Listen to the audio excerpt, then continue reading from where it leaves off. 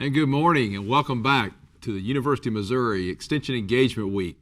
I'm Marshall Stewart, Vice Chancellor of Extension Engagement and Chief Engagement Officer for the University of Missouri System. And it's my pleasure to welcome you here today to bring to close today what has been an exciting week. A week where we've thought about the big picture of health and what it means to be a healthy community here in Missouri.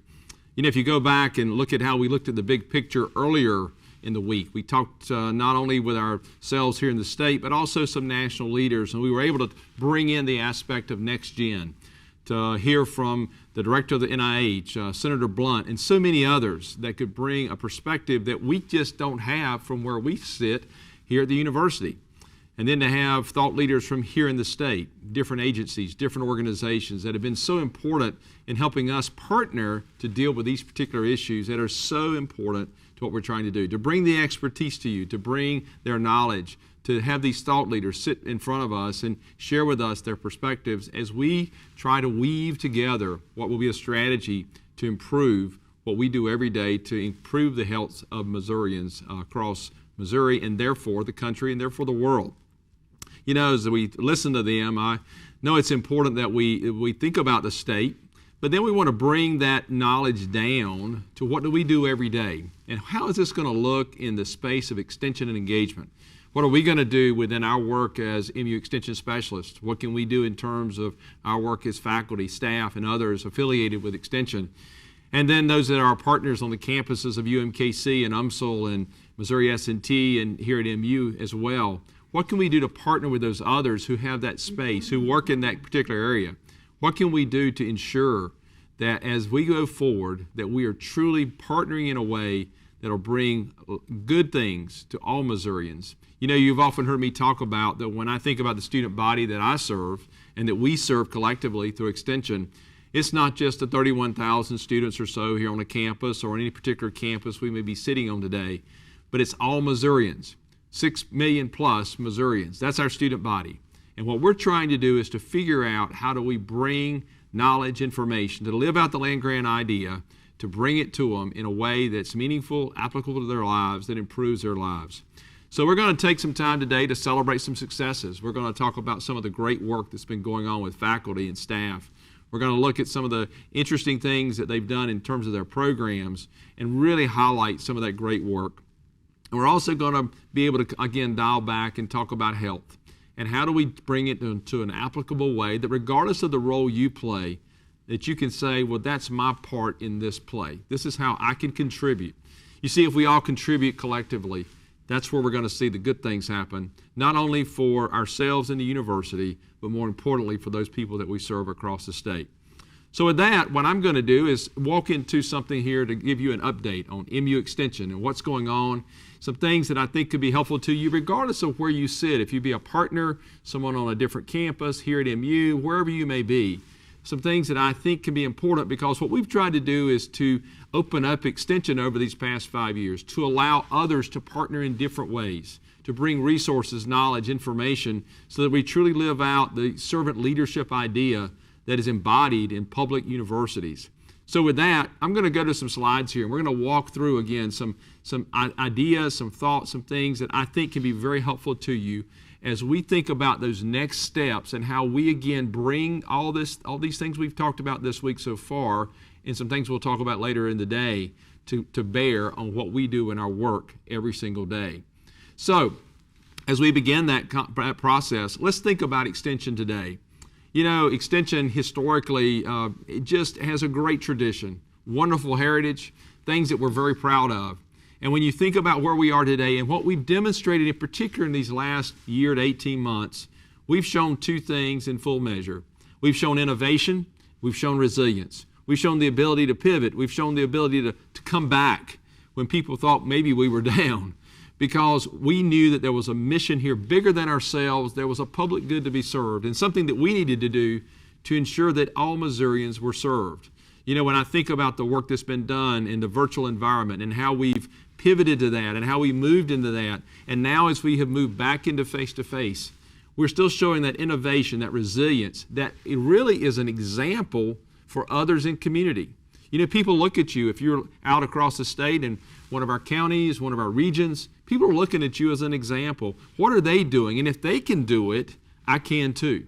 So resiliency and innovation are things that we have historically had in Extension our whole lives. If you go back to the beginning of Extension, it was innovation that brought us to the idea that we wanted to help farmers to improve their productivity. It was that innovation that helped us move from subsistence farming to having farming as an operation that people can have a livelihood on.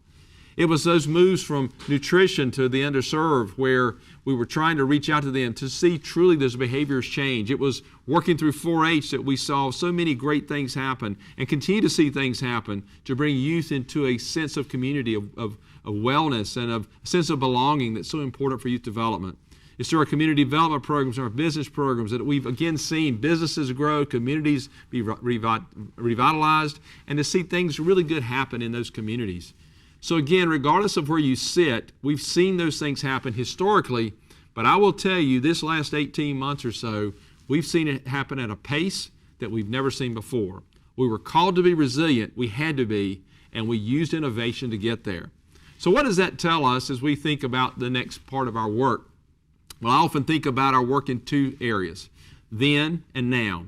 You know, if you think about the way we were then, it was entitlement, we were doers, experts only, risk averse perhaps, but we've always been change agents. I think people would agree with that. But today we are called to be entrepreneurial, to be facilitators, to be engagement partners, to be innovative, but yet to be still change agents. That word has been used in this context for a specific reason, and you see it in both realms. Because while we do change what we do in some ways, we change the how we go about our work in many ways. While we do that, we also hold dear what we do well, and that is to be a change agent in community. We're the ones that bring them information, knowledge, research-based information in a way that can change behaviors, that can move them to a different place. So as we think about our work, while much has changed, yes, we are more entrepreneurial today. Yes, we are moving in a more partnership model today. Yes, we are better facilitators of processes today. As all of those things happen, and those things continue to grow and mature in our work, we're still going to be change agents. You know, I think the word agent is so important because if you look at Extension's history, the word agent is very prevalent. Now in this state, a number of years ago, they moved from using the word agent from field faculty to specialist, and I understand why. But really, if you go back and look at the history of it, we were to be that agent of change in that community. And so today, I hearken back to our history of 100 plus years ago to say, today we're still doing the great work. And I will say this, that what we do, while we do it, is still the same. It's how we go about our work, to be more entrepreneurial, to be bigger and better facilitators, to understand how to really move into these areas, to be more progressive in our thoughts, and to bring partnership together in a way that we've never thought about before.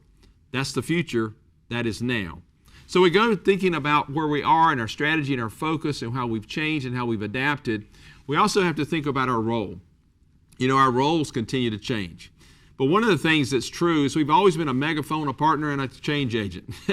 You know, if you go back and look at the history of Extension, I think it's important that we think about land-grant university.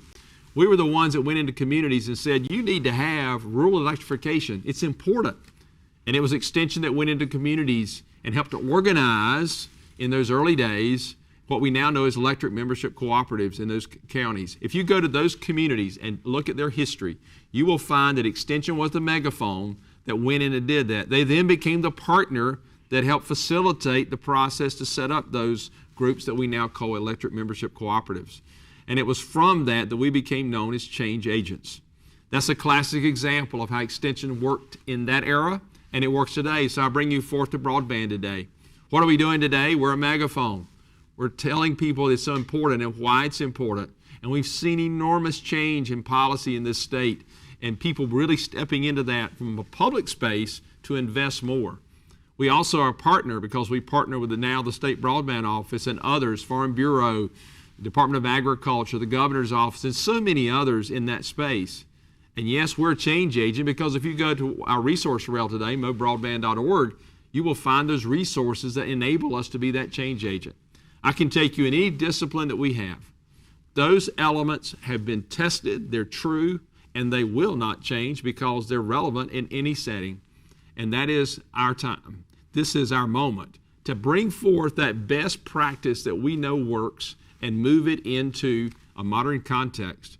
And I want to thank you for doing it, because if you go back and look at being resilient and using innovation, it was these three principles that really made that happen. So again, as we think about what we're doing today and we think about the health context, you might say, well, I'm not particularly a person that knows health. I'm not in that space. Well, guess what? I'm not either. But I do know that I can be a megaphone to talk about the needs, to look at the data, to share it and communicate it. I do know that I can be a partner and bring alongside of me people that are really good at it. And then I also know that I can be a change agent. I can use my influence to cause others to act and behave in different ways to improve their health or to bring care to them in ways they haven't seen. So again, I want us to be thinking about not so much what we do individually in our expertise, but how we open ourselves up to new ideas to again carry forth the philosophies that are so important in our role in the land-grant university that we call the University of Missouri, UMKC, UMSL, S&T. It doesn't matter where we are.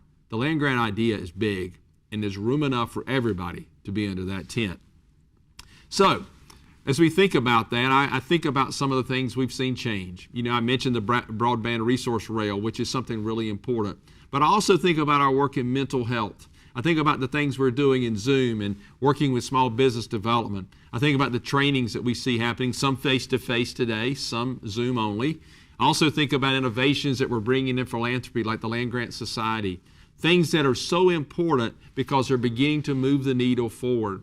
You know, if you look just in our philanthropy in the last year, $3.5 million, you might say, well, that's good money. It is. And those monies are going for all kinds of things, for programs, entrepreneurship, some things local, going for scholarships. All kinds of things are going on in that space. But if you just go back 5 years ago, we've seen a 7-fold increase in that number for MU Extension. And it's because we put our focus on it and said it's important. So if we continue to do that every year, imagine what it will be in a decade. You know, when I think about the work we're doing, again, in broadband, rural mental health, and so many other things that are shown in this particular slide, there's no reason for us not, again, to be that megaphone, that partner, and again, be that change agent that's so important in those communities. So again, I commend you for that, but I also say we've just started, and we cannot let up. We must be vigilant, and we must continue the work, because the work is bigger than any of us, and it will be there when we're gone. But what we have to do is understand that this is our time to step in and do our part to move that work forward to serve Missourians. You know, I also think about how we go forward. And some of the key principles that I think about in that forward momentum is that, first of all, we can't be held back by the past. We cannot allow the past to be an anchor that pulls us down. It can be a foundation, however, to build upon. I'm very proud of the rich tradition that we all come from in Extension. I believe very much that had it not been for Extension, agriculture in this country would have never achieved the success it's achieved. Extension moved agriculture incredibly, and it's done that in nutrition education, 4-H youth development. We've seen enormous shifts in business development, the work we do in community development, and so many other areas that we partner with. Those have been foundation principles. But folks, I will tell you, the work we can do in new areas like health, broadband, workforce development, and so many other areas will be the things that we'll be known for. And what we've got to think about is, how do we take the principles of how we did our work, move them forward into a new context, build the partnerships necessary to really move that work forward. So again, we can't be held back by the past. We've got to continue to move forward. We've also got to lean in and own it. You know, there's been books written about lean in, and basically it means to lean into the situation and take ownership of it. And I really think it's important that all of us own our space. You know, one of the things that's come really clear to me during the pandemic is there are some circumstances in life you just can't control. Trust me, if anybody could have done away with that, I would have been the one at the front of the line saying, let's get this thing behind us, or let's don't let this happen. But I didn't have that control. So what we have to do is own where we are, lean into where we are, and do our part. And I want to tell you, I'm so proud of the way you did that. When I think about what you've done over these last 18 months plus now, of leaning into tough situations, working with communities, putting aside maybe what you wanted to do in your program and say, you know what, this just needs to be done. You know, yesterday as we were listening to one of the panel discussions, I remember hearing one of the panelists talk about how that they had just did away with all the rules, got away from all the structures and said, this is just something we got to get done for people. I think about this very campus that I sit on today and the numbers of courses that were transferred into a virtual environment in literally 72 hours. It was remarkable. It would have taken, as the provost says, 5 years or more to do that work, and it was done quickly. It's because people leaned in and owned it. We didn't have control of some things, but what we could control, we did. And that's what we have to do in our work. There are some things that come at me every day, just like you, and I can't do anything about that. But those things that I can control, those things that I can work on, those things that I can lean into, I must. Because that's what we're called to do. That's what we're to do. That's what we're supposed to do. That's our charge. And in particular in work and extension and engagement, it's about serving others and ensuring that we don't step back and say, well, somebody else will handle that. That's never been our way, and it will not be our way going forward. I also am reminded of these words that I think are so important. How we do things matters. How we treat others matter. You know, I shared this recently in a presentation. Some of you watching in today may have been there. I was in Chillicothe, Missouri. I actually did it the day before in Hannibal. And I believe it so strongly that the how of our lives has become increasingly important. A lot of us, including me, have spent a lot of our careers talking about why we do things and what we do. And I still do. That's strategy. That's where I spend a lot of my time. But how we do our work matters. How we treat each other matters. You know, there's a lot of stress in the country for lots of reasons, and I'm not going to go into all that today. But if each of us would think about how we interact with each other and really pause before we act to think, is this the right thing to do? Is this going to move the needle forward in this relationship? Is this going to help? Am I being helpful? Am I being supportive?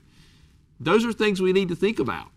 Whether we're doing extension work or something in our personal lives, it matters how we go about our work. So I want to challenge all of us, including me, to think about how we do things. I saw that in extension, you know, how we used to do things, how we do it now. We went from being face-to-face to virtual. Then we went to hybrid, which is where we're going to probably be for many years now, face-to-face and virtual. That's a how question, because what we deliver is still good, and that's true in relationship.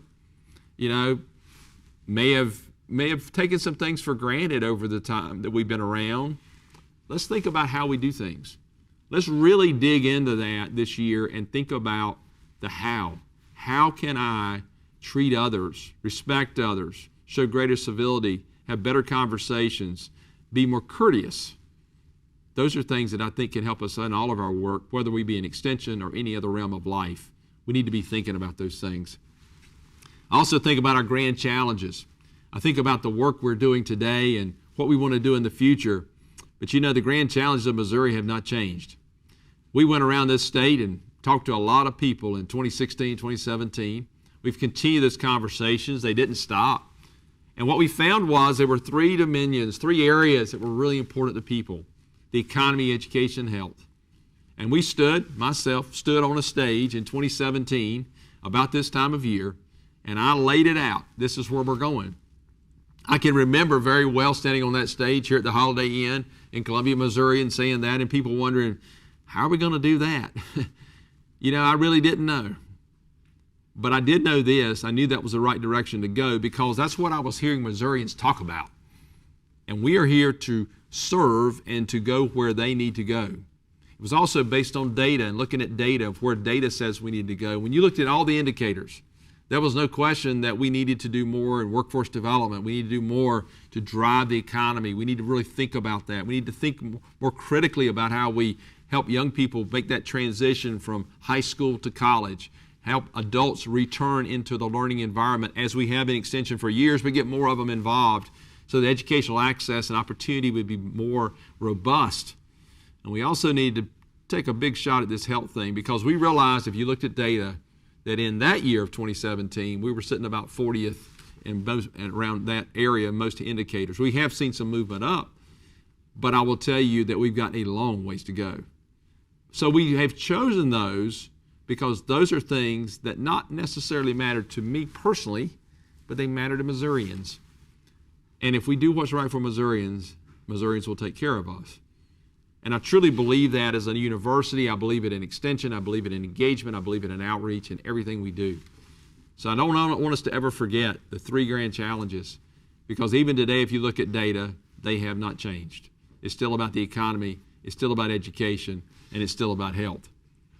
So now, as we move forward, let's talk about some things that we're going to be looking at as we look at this next step and what we can anticipate in the future. You know, you've heard my colleague Rob Collenbeck talk about doubling Missouri agriculture and really trying to move the needle in that.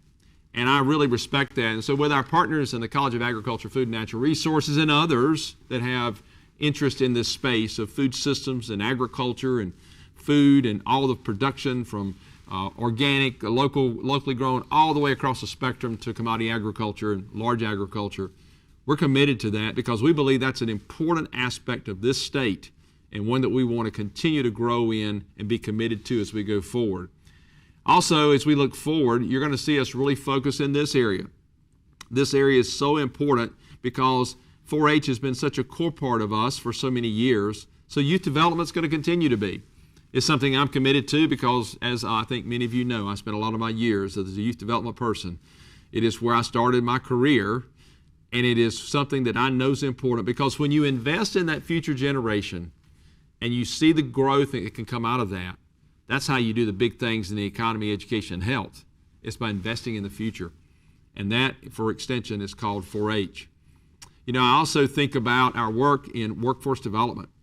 You know, we started this last year. We're continuing to do some great work in that, some good work in that. And we're going to continue to work and partner with folks, again, in Missouri, our state chamber and others, to see what we can do to be a partner in that. But really, if you go back to the heart of extension, we've been in the workforce development business our whole history because it's a big part of who we are. It's what we do is help people learn new skills to make them more productive on the farm or wherever they may be. And again, that is workforce development. So it's important that we stay committed to that and find new ways to deliver that as we go forward. You're also seeing us do a lot more work in what I call the adult learner space. We're working on a project right now, and Sarah Traub is actually helping to lead that with the provost office in partnership with the provost to really think about those people that have partially finished a 4-year degree that would like to come back, or thinking about those that would like an executive education experience, or thinking about those that are out there that would like some new skill, some new credential perhaps. And you're going to see us move into that space because, again, it's part of this idea that we're going to make the economy strong in Missouri, and we're going to do our part to contribute to that. Another area that you see us really talking about is the area of broadband. I mentioned it earlier, and I can tell you that we've done really well in that. If you look at Missouri per capita, for the population of the state, there's probably been more federal money come into this state in the last 5 years than any state in America. That's pretty strong. And it's because of the great work that people did at local community level, working with partners to really ratchet up the need and to show the need and see what can happen when it is accessible. We saw this come to a fever pitch during the COVID experience because people couldn't get access. And we're going to continue to stay on that because that's so important. It is fundamental. It is no longer a luxury. It is a utility. And you're going to see us continue to partner and be a robust, aggressive kind of entity moving forward to help Missourians have that kind of access they need and they should have as a part of this state. You're also going to see us work strong in science communication, partnering with folks like the School of Journalism and others to increase our broader impact opportunities in the university. You know, one of the things that happens in society today, there's been a lot of questioning of science.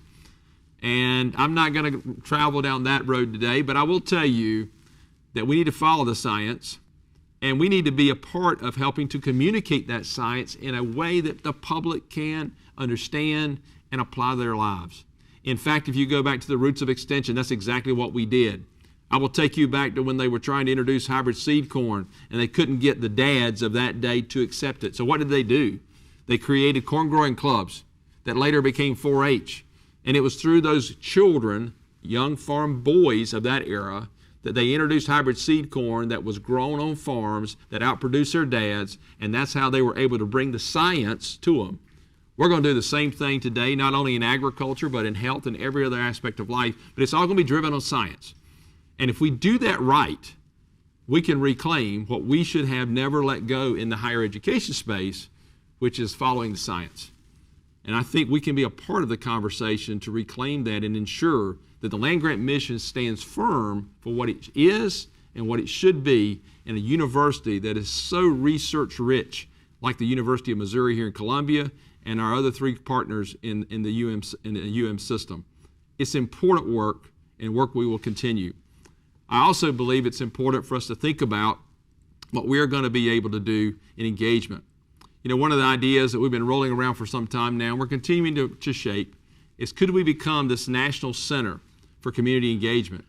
You know, there's so much richness in this and so much demand for it in other universities. People wanting to know how to do this work. We get calls, Chad Higgins and I get calls literally weekly of people wanting to know how we're doing things in some of the work we're doing.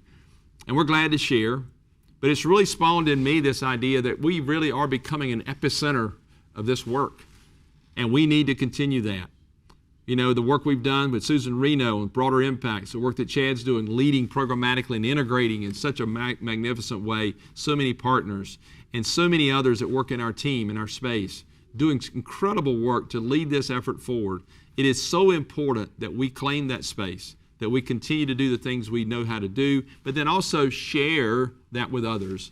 And a center like this would certainly allow us to do that. I also think about how are we going to work in this whole space of extending health education? We've been doing great work in our nutrition programs, but I want to see us go further. Joe Brett Rankin's heard me talk about this, and I want us to go further. I want us to take it to another level. I want us to find ways to really, again, continue to move the needle for this area of health education, because it's so important, because if we can prevent it on the front end, then there's not so much treatment needed on the back end. And this is an area and a space that I think Extension can continue to grow and be strong in. You know, I also think about the critical work, the critical work that we continue to do in engaged scholarship.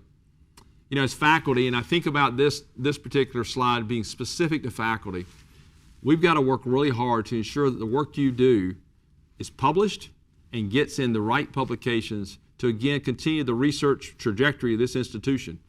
This institution is an AAU institution, and your work is central to that work going forward.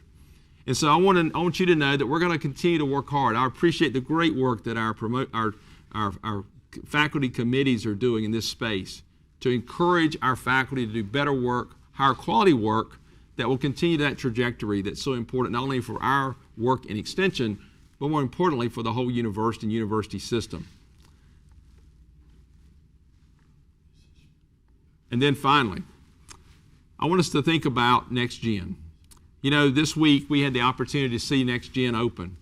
And Next Gen opening is a great thing. And hopefully all of you will get to come and see that eventually. It's a phenomenal facility. But more importantly is not the facility, but what the facility will do. You know, that we are working on plans today that will allow us, through our extension, leveraging our extension network, to take clinical trials, targeted research to communities and population health all over the state. This is an exciting moment for us. Never did I ever dream in my work in Extension that I would ever be sitting in the opening of a precision health initiative and hear Extension mentioned as many times as we do. But it's because you're a big part of something big on this campus and big in this state. And that is about improving fundamentally the way that people live their lives so that they have healthier lives and that they live longer lives and are able to contribute to the economy and educational success of this state. There is no better work that we could do. You've heard me say it before, and you're going to hear me say it many more times too, probably later today. But I'm going to say it now because I think it's important. We've been in behavioral change work for a long time, and we're good at it. That's what education does. It changes behaviors. But we're also going to be in the saving lives business too. And that's something different. Because of our work, there will be people who will live longer lives, literally, because of our positioning with Next Gen. And you should be proud of that. That is something that we collectively have worked really hard to make happen, and we're excited to bring to you as we go forward. So, I'll wrap up this part of my update. Gives you a glimpse of where we're going, what you can expect. I want us to think about the things that we should be doing, we could be doing, and I want you to join us in this. This is not one person working on it, it's a collective. It's everybody working together to ensure that we do the things we need to do to make sure that, again, Missouri, the university, and everybody we partner with, all of those ships continue to rise. You know, I was thinking about listening earlier to Connie and Jeff's presentation on Tuesday about disaster planning and emergency preparedness. And the word that kept coming to mind during that presentation was resilience. They were talking about the need for the kind of preparation and planning to fuel a community's response. What gives people and communities the grit and the resilience that's needed not only to bounce back, but to build back in a better way. You know, a year and a half in, COVID continues to demand of us resilience on every day.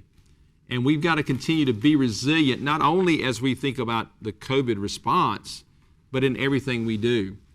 I want you to know that I'm very proud of everything I've seen, your ability to hit it head on and to innovate. And you've taken this time of constant uncertainty and change in a wonderful way as we have continued to serve and build capacity to make a bigger impact across this state. I want to celebrate and take some time to acknowledge some people that have done some incredible work, that have been responsive, entrepreneurial in their ability of doing these fine, wonderful things. In a few minutes, Dr. Choi is going to join us, and when he does, he's going to highlight some too. But before he does, I've got a few shout-outs I want to give to a few folks that I think have done some incredible work in some programmatic areas that definitely need to have a word or two said for them. First of all, I think about the Neighborhood Leadership Academies, fostering statewide urban and rural connections, and how that was done with local cohorts to deliver local impact. Again, that Neighborhood Leadership Academy is building capacity in ways that it needs to be done. I also think about the growth of our families and how we've worked with family farms to really help families in those farm rural situations get the mental health services they need. You know, mental health in rural America is one of the top issues. You hear people all over the country talking about it now. It used not to be talked about. But we realize today how important that is and how we need to continue to grow in that area. I'm proud of the work that so many are doing in that area. I'm also proud of the way that we have made inroads in the opioid crisis through our recover-friendly workplaces and strengthening families programs and the partnerships that have allowed us to be so interconnected in that. You know, the work that we're doing with broadband, telehealth, workforce development, all those things combined in this effort to help us solve the opioid crisis in this state and around this country. I'm also extremely proud of the great work I've seen in the Cabinet of Philanthropy, our Land Grant Society, and the innovative collaborations with partners like American Outdoor Brands, which 4-H just did, which are fantastic kinds of things that are moving us forward on lots of levels. You know, I remember hearing the story of 4-H's dream of talking to a deaf relative and figuring out how to do that, and that led to the development of a program, a statewide program, teaching the American Sign Language to dozens of Missouri youth in partnership with the University Disability Center. What a wonderful story about how 4-Hers are involved in a meaningful way in something that matters, that really makes a difference in an intentional way. You know, I could go on and there's lots of things we could share.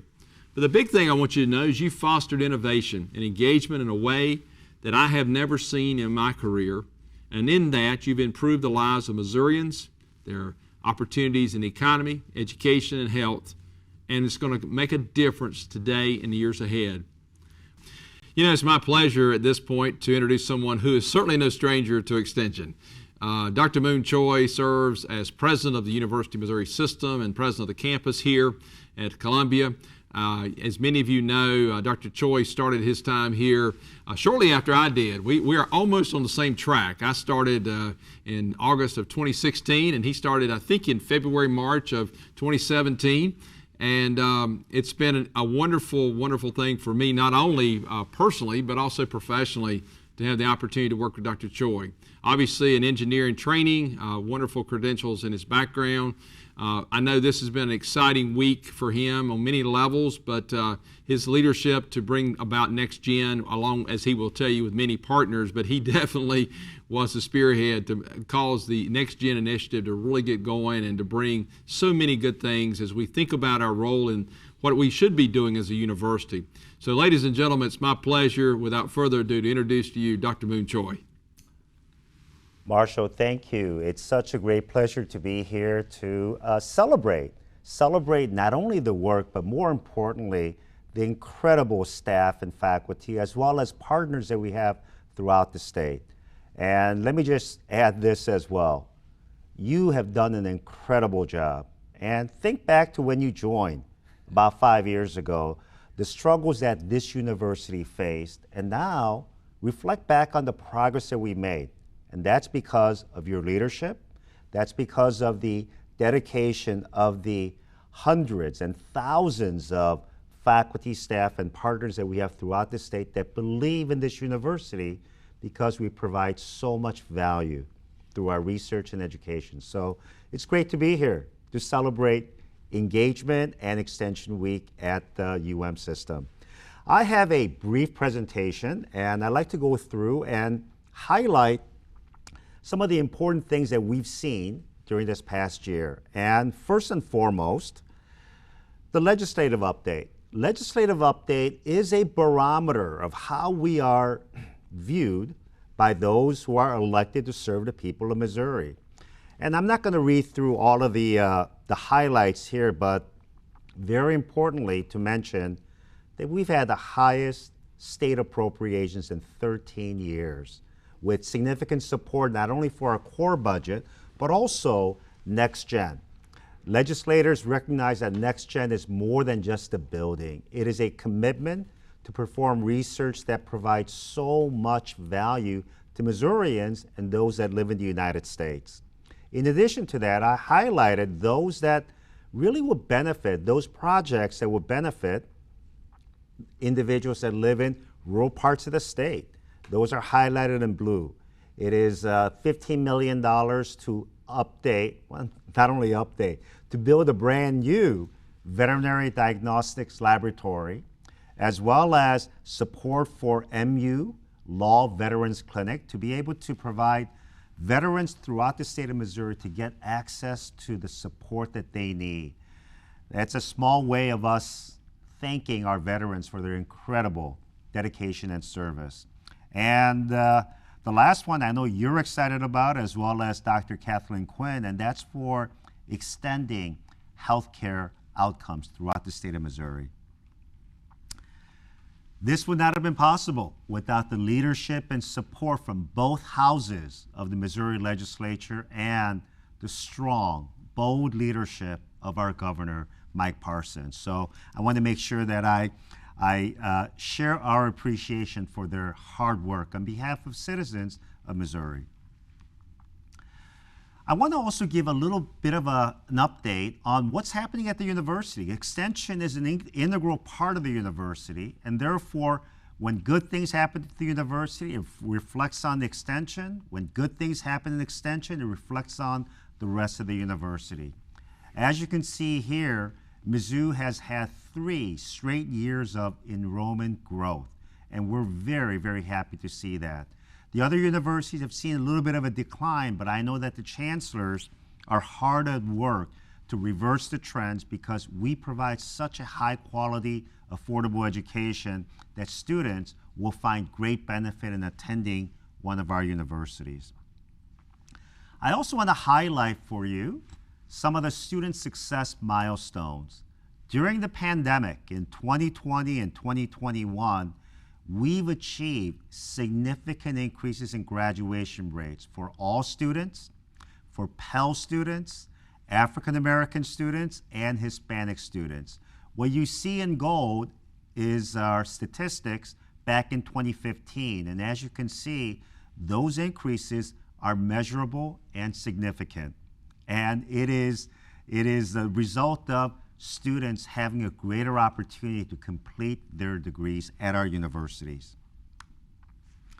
On the research side, as you can see from the expenditures, which is the most important measure of research performance, that the system, Mizzou, UMKC, S&T, have seen dramatic increases. At UMSO, Chancellor Sobolik has a new plan to have more engaged research throughout the community that's going to see improvements in their research performance. And as the AAU University here at Mizzou, I want to share with you this truly strong growth in research performance, especially with respect to leading indicators. As you can see from here, in both Phase 1, federal, Phase 2, which is primarily state, industry, and USDA funds, the growth in proposals, the most leading indicator, and awards, a leading indicator, and expenditures, the most important measure, shows a very promising trend. In fact, the Phase 1 proposals over the past 5 years increased by as much as 84%, and that is incredible. In terms of national rankings of our universities, as you can see during the past 2 years, Mizzou has seen an increase in our overall ranking as well as among public national universities. But in all 4 universities, you can see that our score, which is, I like to think of it as market share of quality, has been increasing, as you can see by the green background in the back. Our work is not done. We want to be ranked even higher to accurately reflect how we are doing as a university. Now, this is where I want to talk about the work that you do, Marshall, as well as the work of Dr. Kathleen Quinn. And as you can see from this slide, rural Missourians face higher risks of dying from the diseases such as heart disease, cancer, especially lung cancer, suicide, and stroke. And when you look at the figure on the right, that figure indicates primary care provider shortages by county. What you see in dark blue are those counties where the whole county is facing shortages of primary health care providers. And what you see in the lightest blue is a county, and that's Platte County, which is the only county where there is no shortage. So there's a lot of sea of dark blue and milder blue in there, which means that we face an issue. In fact, 98 of 115 counties that are rural are facing these types of shortages. Now, it is our job as a flagship university here at Mizzou, working with 3 research universities at UMKC, S&T, and UMSO to provide meaningful solutions to citizens that live throughout our great state. I show here an example from Dunklin County, and it's been featured in a Chronicle of Higher Education article 4 years ago as having disparities in both education and healthcare. In the slide that you see on the left, you see the population of Dunklin County that have at least a bachelor's degree, and compare that to the rest of Missouri and the U.S. What you notice is that Missouri lags the rest of the U.S., and Dunklin County lags the rest of Missouri by a significant amount. When we also map that on the right side for life expectancy, we see a very similar trend. You see the disparity between Dunklin County, Missouri, and the U.S. in 2014. Compare that to 1980. There's been a great divergence in life expectancy in Dunklin County. Next slide.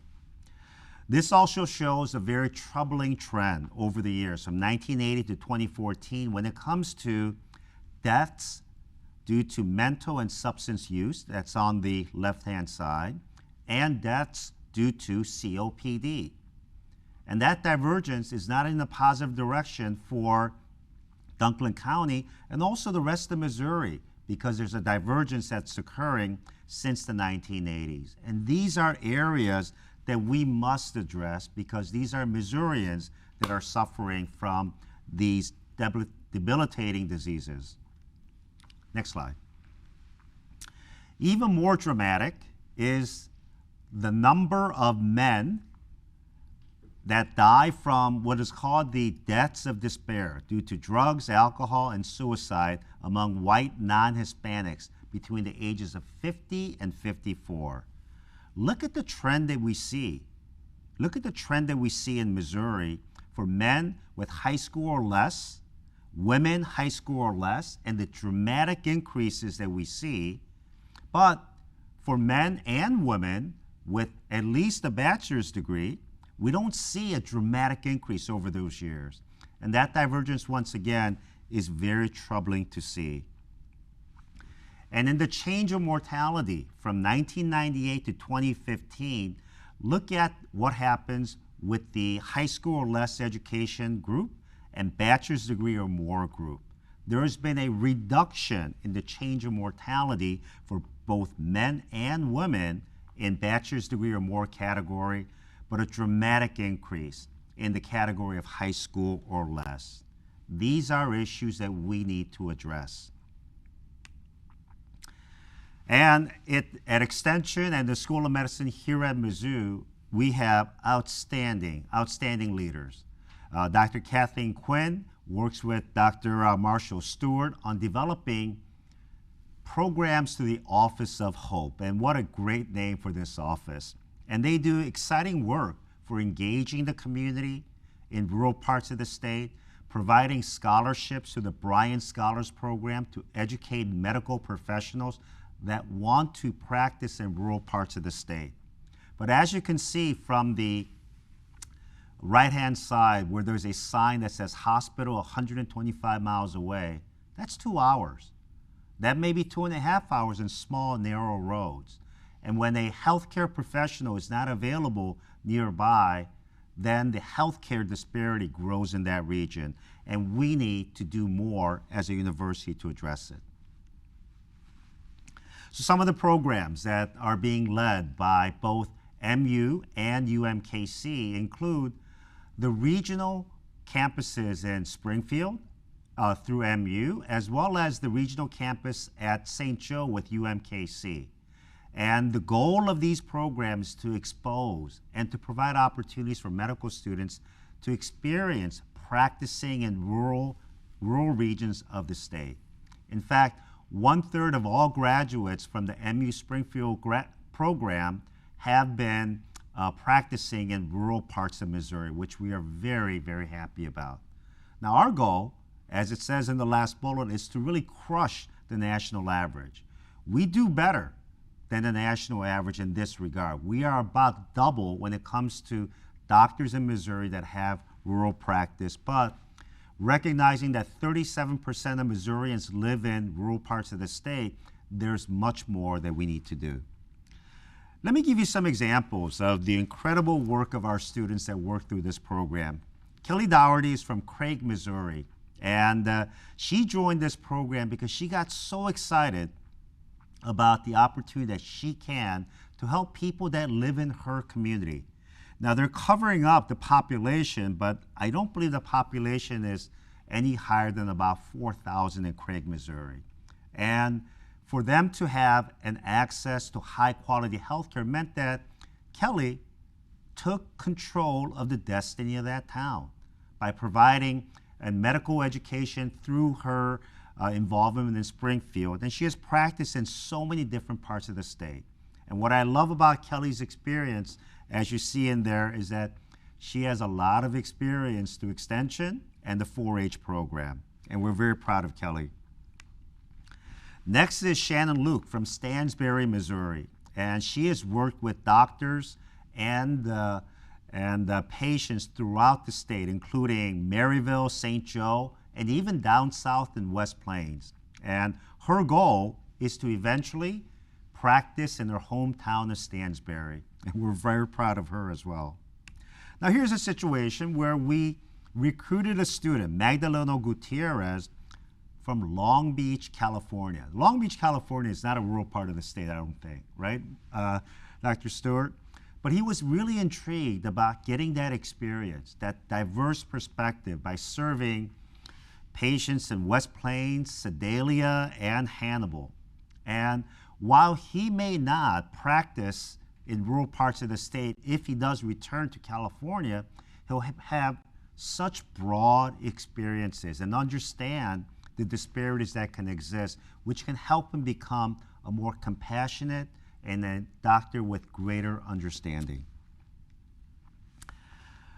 Next, I wanted to celebrate with you all over again the grand opening of a very important investment that we made.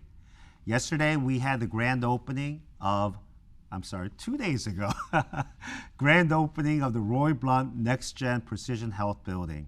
And on the dais was our chairman of the Board of Curators, Cyril Chapman, and Francis Collins, the director of the National Institutes of Health.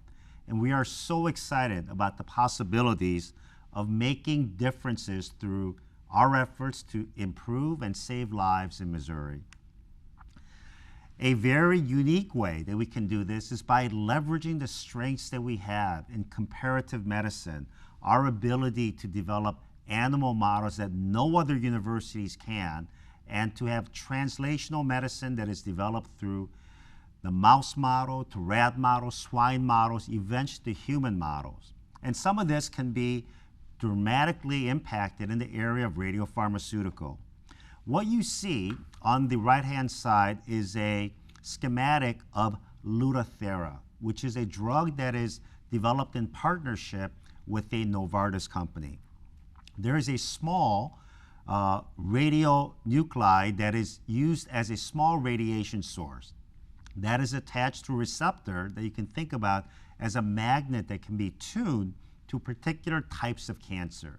So by targeting particular parts of the body that has the tumorous cells, one can receive radiation in a very localized and therefore safer way to not damage the good tissue. And many people don't realize how much we make an impact in saving lives throughout North America. We are the only supplier of lutetium-177, which is the critical ingredient of Lutathera, and there are 500 doses that are produced weekly, each and every week for 52 weeks. Therefore, if you think about it another way, if we were to shut down and not be able to provide the radionuclides for lutetium-177, imagine what would happen to those 500 people each week that rely on that support. With Lutathera, patients have an average survival of over 5 years. Without Lutathera, the survival rate is about 8 months. So imagine the type of joy that we bring by extending the life of a patient so they can get additional treatment to cure themselves of cancers such as liver cancer as well as pancreatic cancer. This facility is going to be one of the most modern facilities when it comes to imaging technology, ranging from a PET CT to a 3 Tesla MRI and the most advanced MRI in the state of Missouri and in the Midwest region, a 7 Tesla. What these equipment would do will be incredible in terms of bringing fidelity to the types of diseases that occur in the brain and different parts of the body. What you see in the upper left-hand corner is the image of a human brain using a smaller MRI, 1.5 Tesla, a 3 Tesla, and a 7 Tesla. Look at the incredible resolution that can be provided with the 7 Tesla, in which the blood vessels that may be affected by cancer or an aneurysm can be identified, whereas it is not revealed in the smaller Tesla MRIs that are to the left. And so by using this technology, we are able to diagnose and treat patients much earlier than using traditional technologies. Another very exciting technology is using what is called the Virtual Cockpit. And we demonstrated this using an MRI technician in Colombia that was hooked up to an MRI machine at Cap Region in Jeff City and Lake Regional in Lake of the Ozark. In many smaller communities, MR technicians are not available after hours or on weekends. But if a person in the Lake region suffered from a stroke, that patient needs to be seen by a professional as well as have intervention for that stroke. By using this technology, we are able to control the MRIs remotely, thereby providing access to MR technicians and the critical images that are needed to treat that patient anywhere in Missouri. Our goal is to hook up this single virtual cockpit to many rural hospitals so that we can provide that support. I want to end with the last slide, which shows the possibilities of precision health. What you see here is a medical doctor, a surgeon, treating a stroke patient who suffered an aneurysm that can lead to a stroke. And using the robot that you see at the bottom half of the patient, that doctor is able to remotely include a stent in the aneurysm to strengthen the vessel walls. If that can be done remotely 10 feet away using a robot, it can also be done hundreds of miles away through broadband internet connection. So this ties in once again your key primary focus in expanding broadband throughout the state of Missouri. So let me end with this and thank everyone for their participation in this very important week of celebrating extension and engagement. Dr. Stewart? Well, thank you, Dr. Choi. It's always good to have you with us, and I know that there's a lot of things you could be doing today. I know some of your schedule this week, so I want to thank you. And I want to say this. I have been in universities, obviously, before I came here, and I mean this very sincerely. I don't know of a president of a university, much less a system in this country, who understands extension better than you do, articulates it better, or that truly shows up the way you do. And I want to say thank you. There's a lot of people watching today, and I know they would say the same thing, and I know you got a lot of things on your plate, but I just want to say thank you. It is a pleasure.